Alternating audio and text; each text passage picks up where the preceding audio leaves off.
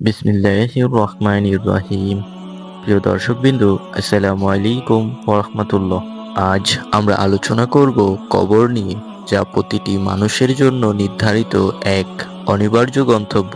দুনিয়ার জীবন ক্ষণস্থায়ী, আর কবর হলো আখিরাতের প্রথম ধাপ। যে কবর আজ আমাদের কাছে নীরব ও নিস্তব্ধ মনে হয়, বাস্তবে সেটি মানুষের জন্য প্রথম হিসাবের স্থান হবে।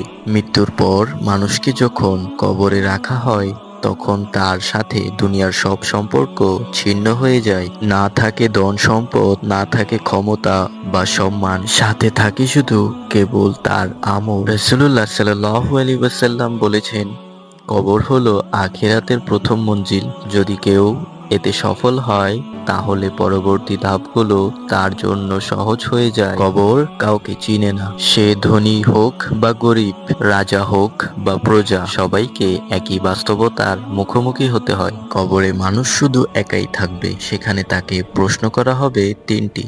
প্রথম প্রশ্ন হবে, তোমার রব কে? দ্বিতীয় প্রশ্ন হবে, তোমার দিন কি? তৃতীয় প্রশ্ন হবে, তোমার নবী কে? এই প্রশ্নের উত্তর দিতে পারলে কেবল তারাই যারা দুনিয়াতে আল্লাহকে স্মরণ করেছে, দিনের পথে চলেছে এবং রাসূলুল্লাহ সাল্লাল্লাহু আলাইহি ওয়াসাল্লাম এর সুন্নাহ অনুসরণ করেছে। আর যারা দুনিয়াতে গাফিল ছিল, তাদের জন্য কবর হবে কঠিন সতর্কবার্তার স্থান। সৎ কর্মশীল মুমিনের জন্য কবর হবে জান্নাতের বাগান, আর গুনাহগারের জন্য তা হতে পারে সতর্কতা ও অনুশোচনার স্থান। এই কারণে ইসলাম আমাদের শেখায় নিয়মিত সালাত আদায় করা, কোরআন তিলাওয়াত করা, সদকাহ করা এবং মানুষের